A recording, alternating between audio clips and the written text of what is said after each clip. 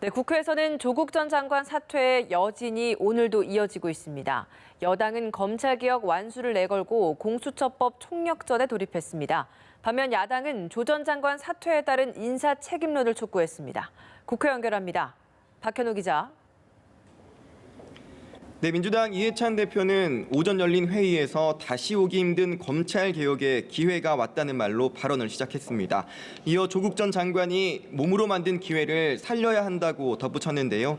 그러면서 제대로 된 검찰 개혁을 위해선 고위공직자의 비리를 수사하는 공수처 설치가 반드시 이루어져야 한다고 목소리를 높였습니다.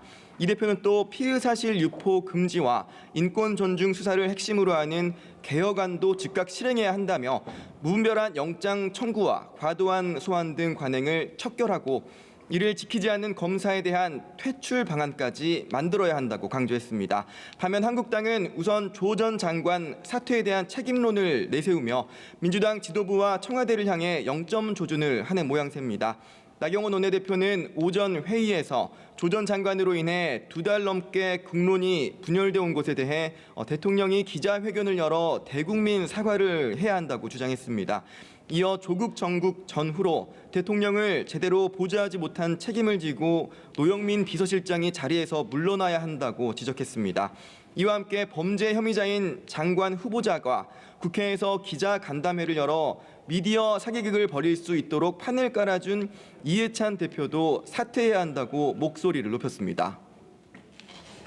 네, 공수처 설치를 두고 여야가 첨예하게 입장차를 보이고 있는데 오늘 오후 국회에서 관련 논의가 이루어진다고요. 네, 오늘 오후 국회에선 민주당과 한국당, 바른미래당 3당 원내대표가 사법개혁 논의를 위해 회동을 갖습니다. 회의에는 원내대표 외에도 각 당을 대표해서 민주당 송기현 의원, 한국당 권성동 의원, 바른미래당 권은희 의원도 참석하는데요. 그동안 원내대표 회동에서 쉽사리 결론을 내지 못했던 사안인 만큼 확대 회동을 통해 성과를 낼 수 있을지 주목됩니다.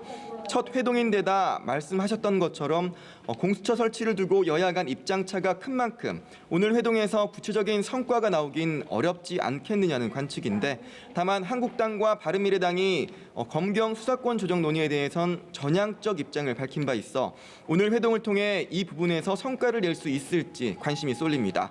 궁극적으로는 사법개혁 논의는 패스트트랙 법안으로 지정된 선거제 논의와 맞물려서 이루어질 수밖에 없는 구조인데요. 법안 처리에 키를 쥐고 있는 것으로 평가되는 바른미래당은 원칙적으로는 선거법을 먼저 처리하고 이후에 사법개혁 법안을 처리하자는 입장인 만큼 복잡하게 얽혀있는 각 당의 이해관계를 풀어내긴 쉽지 않은 상황입니다. 지금까지 국회에서 연합뉴스TV 박현우입니다.